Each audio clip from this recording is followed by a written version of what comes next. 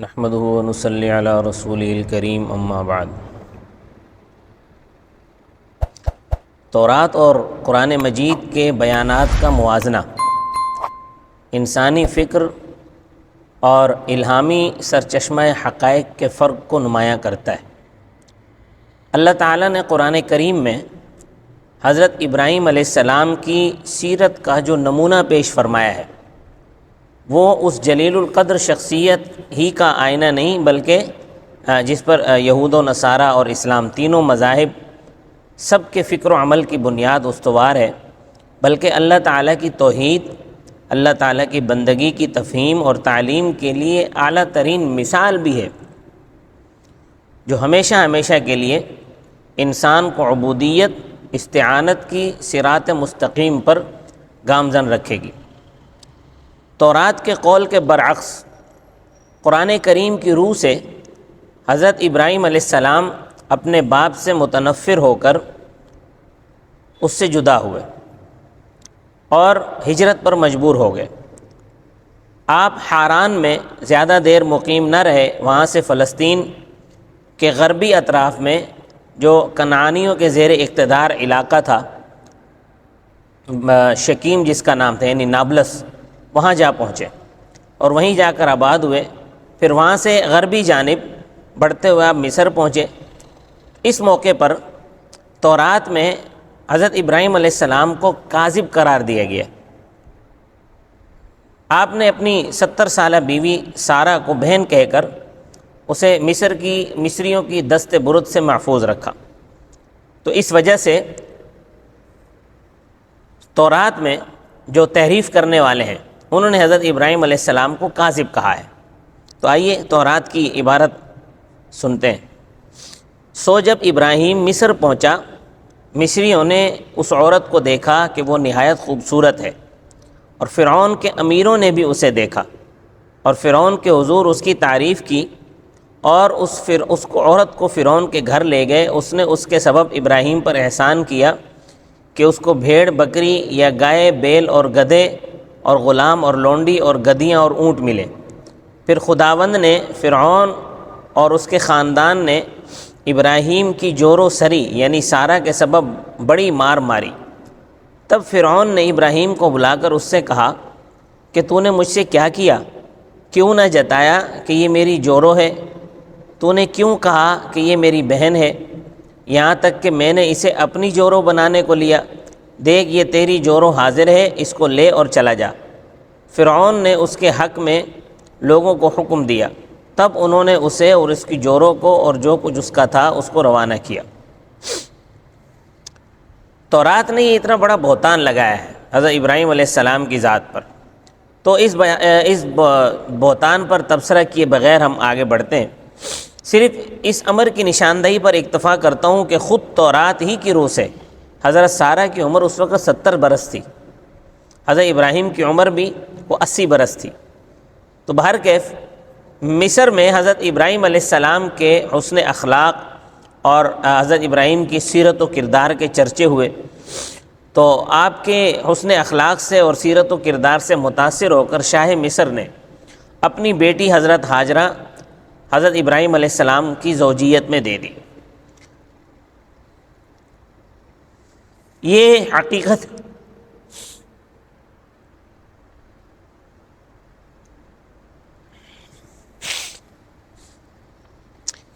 بذات خود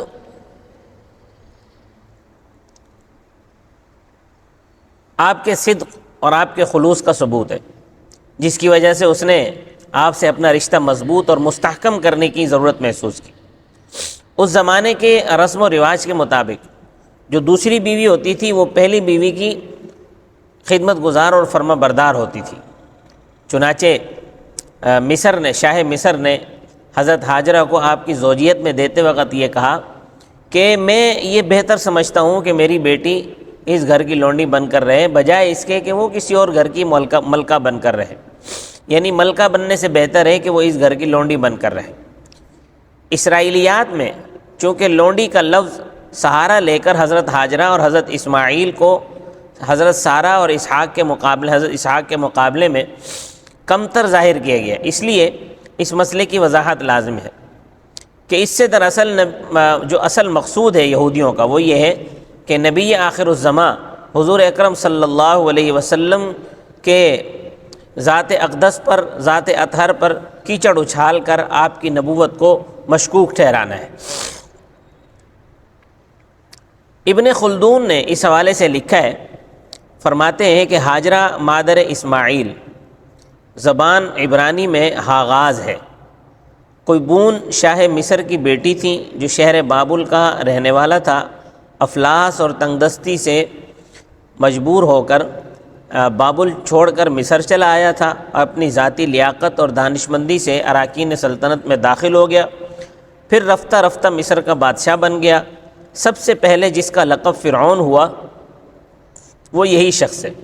اس کے عہد حکومت میں حضرت ابراہیم فلسطین سے قحط کی وجہ سے مع اپنے اہل بیت کے چلے آئے تھے، شاید اس خیال سے کہ بادشاہ مصر آپ کی قوم اور ملک کا باشندہ ہے۔ بعض مفسرین تورات کتاب پیدائش کے 16ویں باب کی پہلی آیت کی تفسیر میں لکھتے ہیں کہ وہ فرعون کی بیٹی تھی۔ اس نے کہا بہتر ہے کہ میری بیٹی خادمہ ہو کر رہے ان کے گھر میں، اس سے کہ رہے دوسرے گھر میں ملکہ ہو کر۔ اس زمانے میں لونڈی غلام دو طرح کے ہوتے تھے، ایک تو خرید کر جسے لایا جاتا، اور دوسرا خرید کرنے سے جسے عبرانی زبان میں تقف کثیف کہتے تھے، اور دوسرے غنیمت جنگ سے، وہ بثبوت حرب کہلاتے تھے۔ اور تیسری صورت یہ تھی کہ لونڈی کی اولاد غلام کہے جاتے تھے، لیکن ہاجرہ ان باتوں سے پاک تھی۔ پھر ان کو لونڈی کہنا سری افطرا نہیں تو اور کیا ہے۔ اب رہا یہ امر کہ سارہ نے ان کو لونڈی کیوں کہا، اس کی وجہ ظاہر ہے کہ دو سوکنوں کی تکرار۔ اگر در حقیقت ہاجرہ لونڈی ہوتی تو سارہ دونوں ماں بیٹے کو نکال دینے کی درخواست نہ کرتی، کیونکہ ان کے پیدا ہونے کے بعد سارہ اس قدر ہاجرہ سے برہم نہ ہوتی۔ یہ قدرتی بات تھی کہ ان کو یہ خیال پیدا ہوا کہ املاک ابراہیم کے مالک اسحاق کے ساتھ اسماعیل بھی ہوں گے۔ پھر جب ابراہیم کو اس سے کچھ پس و پیش ہوا تو اللہ تعالیٰ نے، جیسا کہ سارہ نے ہاجرہ کو لونڈی کہا تھا، حکایتاً فرمایا اور تسلی دی کہ اس لونڈی اور بچے کی طرف سے رنج مت کر، تو ان کو نکال دے، میں اس لونڈی کے فرزند سے ایک قوم پیدا کروں گا۔ تو اس تصریح سے ثابت ہوا کہ اسرائیل کا یہ طعن کہ بنی اسماعیل ہم سے اس لیے کمتر ہیں کہ یہ لونڈی کی اولاد ہیں اور ہم آزاد کی اولاد ہیں، یہ ٹھیک نہیں ہے۔ حضرت ابراہیم کی بیوی سارہ سے ہم جو ہے وہ حضرت ابراہیم کی بیوی سارہ سے ہیں اور آپ لوگ جو ہے وہ لونڈی سے ہیں، تو یہ تورات کا جو اپنا دعویٰ ہے وہ اس دعوے کو ہی، تورات اپنے دعوے کو خود ہی غلط ثابت کرتی ہے اور اپنے ہی عائد کردہ الزام کی تردید کر رہی ہے۔ حضرت ابراہیم کی عمر جب 86 برس کی ہوئی تو ابراہیم کو اپنی اولاد نہ ہونے کا غم ستانے لگا، چنانچہ آپ نے اللہ سے التجا کی اور اللہ تعالیٰ نے اسے قبول فرمایا۔ تو اس سلسلے میں تورات کی روایت کا ہے، ذرا اس کو دیکھیں۔ ابراہیم نے کہا کہ اے خداوند، تو مجھ کو کیا دے گا؟ میں تو بے اولاد جاتا ہوں اور میرے گھر کا مختار الیعزر ہے۔ پھر ابراہیم نے کہا تو نے مجھے فرزند نہ دیا اور دے کہ میرا خانہ زاد میرا وارث ہوگا۔ تب خداوند کا کلام اس پر اترا، اس نے کہا یہ تیرا وارث نہیں ہونے کا، بلکہ جو تیری صلب سے پیدا ہو وہی تیرا وارث ہوگا۔ تو اس قبولیت کی شان یہ تھی کہ حضرت ہاجرہ حامل ہوئی اور وہ ہاجرہ کے پاس گیا اور وہ حامل ہوئی۔ یہ تورات میں لکھا ہوا ہے کہ حضرت ہاجرہ حاملہ ہو گئی۔ تو اگر حضرت ہاجرہ لونڈی ہوتی تو قبولیت دعا کا اثر حضرت سارہ پر ظاہر ہونا چاہیے تھا، یہ تو حضرت ہاجرہ پر ظاہر ہو گیا۔ حضرت سارہ نے حضرت ہاجرہ کو تنگ کرنا شروع کر دیا، چنانچہ مجبور اور پریشان ہو کر حضرت ہاجرہ وہاں سے چلی گئی۔ تو تورات میں لکھا ہے کہ اور خداوند کے فرشتے نے اسے میدان میں پانی کے ایک چشمے کے پاس پایا، یعنی اس چشمے کے پاس جو سور کی راہ پر ہے، اور اس نے کہا کہ اے سری کی لونڈی ہاجرہ، تو کہاں سے آئی اور کدھر جاتی ہے؟ وہ بولی کہ میں اپنی بیوی سری کے سامنے سے بھاگی ہوں۔ خداوند کے فرشتے نے اسے کہا میں تیری اولاد کو بہت بڑھاؤں گا، وہ کثرت سے گنی نہ جائے گی۔ اور خداوند کے فرشتے نے اسے کہا تو حاملہ ہے اور ایک بیٹا جنے گی، اس کا نام اسماعیل رکھنا، کہ خداوند نے تیرا دکھ سن لیا اور وہ وحشی یعنی بدوی آدمی ہوگا اس کا ہاتھ سب کے اور سب کے ہاتھ اس کے برخلاف ہوں گے اور وہ اپنے بھائیوں کے سامنے بود و باش کرے گا۔ تو خیر حضرت ہاجرہ نے حضرت ابراہیم کے لیے بیٹا جنا، اور ابراہیم نے اس بیٹے کا نام اسماعیل رکھا، اور جب ابراہیم کے لیے ہاجرہ سے اسماعیل پیدا ہوا تب ابراہیم 86 برس کا تھا۔ اب لفظ اسماعیل جو ہے وہ اسم اور عیل سے مرکب ہے۔ عیل سے، عیل جو ہے یہ اللہ کے مترادف ہے، اور عربی کے اسمع اور بدائی کے شمع کے معنی ہیں سن۔ چونکہ حضرت ابراہیم علیہ السلام کی دعا سنی گئی اس بڑھاپے میں، تو اس لیے اسماعیل چونکہ نتیجہ دعا تھے اس لیے یہ نام رکھا گیا۔ حضرت اسماعیل کی ولادت پر حضرت ابراہیم نے جو دعا کی اس پر اللہ تعالیٰ نے انہیں جواب دیا کہ اسماعیل کے حق میں نے تیری سنی، اور دیکھ میں اسے برکت دوں گا اور اسے آبرومند کروں گا اور اس کو بہت بڑھاؤں گا، اور اس کے 12 سردار پیدا ہوں گے، میں اس کو بڑی قوم بناؤں گا۔ تورات کی ان روایات سے یہ بات ثابت ہوتی ہے کہ بنی اسرائیل کے جو اتہامات ہیں حضرت اسماعیل حضرت ابراہیم پر، حضرت اسماعیل پر جو تہمتیں ہیں، وہ انہوں نے آپ کے متعلق من گھڑت اور بے سر و پا باتیں وضع کر لی ہیں، ان کا حقیقت سے کوئی تعلق نہیں ہے۔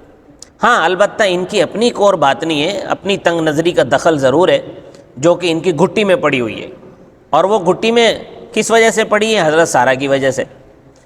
حضرت سارہ نے بے بس و مجبور حضرت ہاجرہ کو اپنے معصوم جگر گوشہ لخت جگر حضرت اسماعیل کے ساتھ خانہ بدر کر دیا۔ حضرت ابراہیم انہیں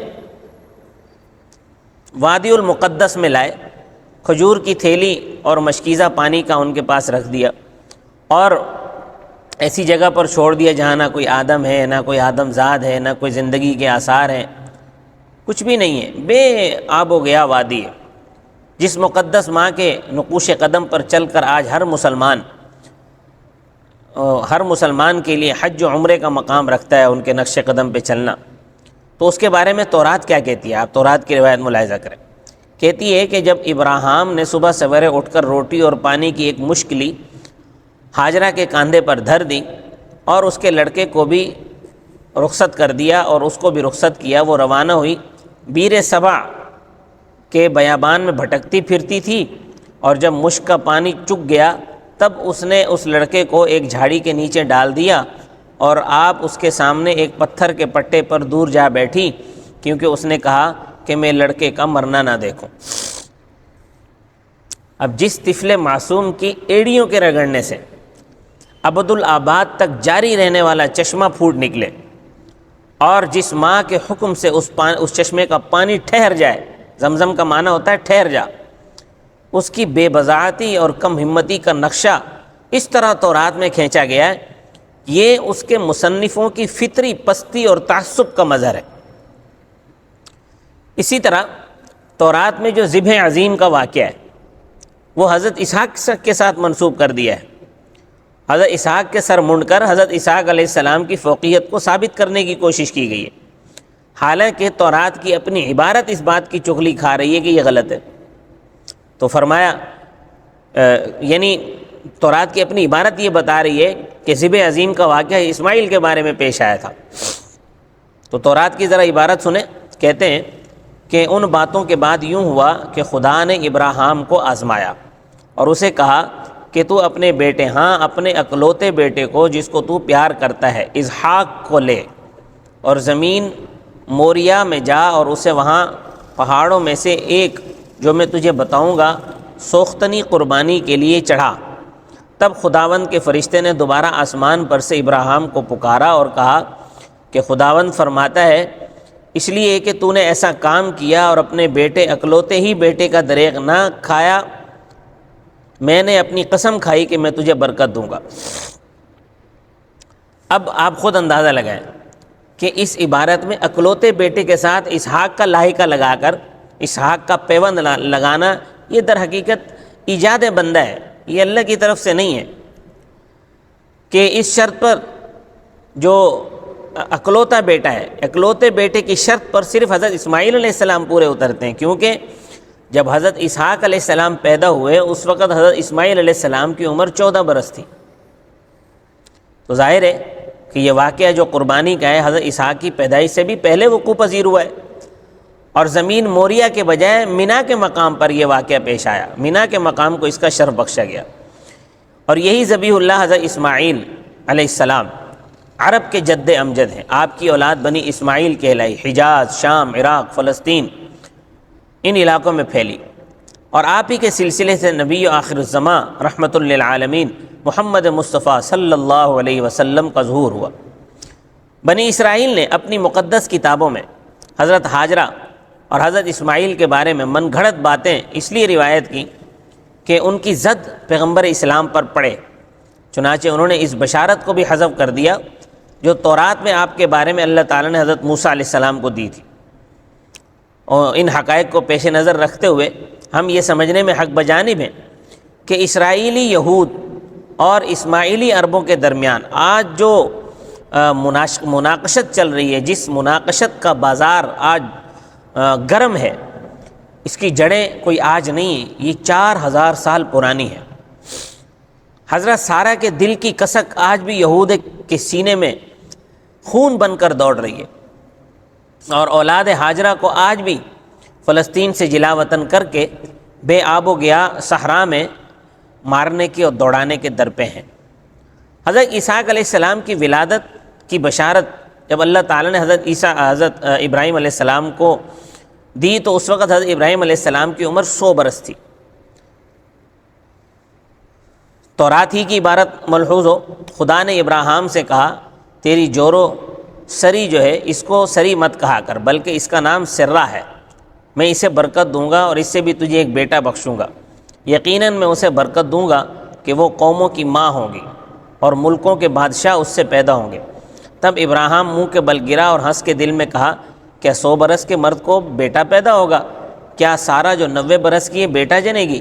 اور ابراہیم نے خدا سے کہا کہ کاش اسماعیل تیرے حضور جیتا رہے۔ تب خدا نے کہا کہ بے شک تیری جورو سرہ تیرے لیے بیٹا جنے گی، تو اس کا نام اسحاق رکھنا۔ اب جب حضرت اسحاق علیہ السلام 60 برس کے ہوئے تو اللہ تعالیٰ نے جڑواں بیٹے عیسو اور یعقوب عطا کیے۔ اسحاق عیسو کو چاہتے تھے، مگر آپ کی بیوی رفقہ یہ یعقوب کو چاہتی تھی۔ یعقوب نے اپنے ماموں لایان کی دونوں لڑکیوں لیشا اور راحیل سے شادی کی۔ حضرت یعقوب کا نام عبرانی میں اسرائیل ہے، جو اسرا عبد اور ایل یعنی اللہ، میں نے پہلے اللہ سے مرکب ہے، عربی میں اس کا ترجمہ عبداللہ کیا جاتا ہے۔ چنانچہ آپ ہی کی نسل کو، حضرت یعقوب علیہ السلام کی نسل کو ہی بنی اسرائیل کہا جاتا ہے۔ آج بھی یہود و نصارہ کے قدیم خاندان اسی نسبت سے منسوب ہیں۔ آپ کے 12 بیٹے تھے، جن کی وجہ سے بنی اسرائیل 12 قبیلوں میں بٹ گئے۔ آپ ساتھ ہیں، ہم آپ کے ساتھ ہیں، یہ سلسلہ چلتا رہے گا۔ وما علینا الا البلاغ المبین۔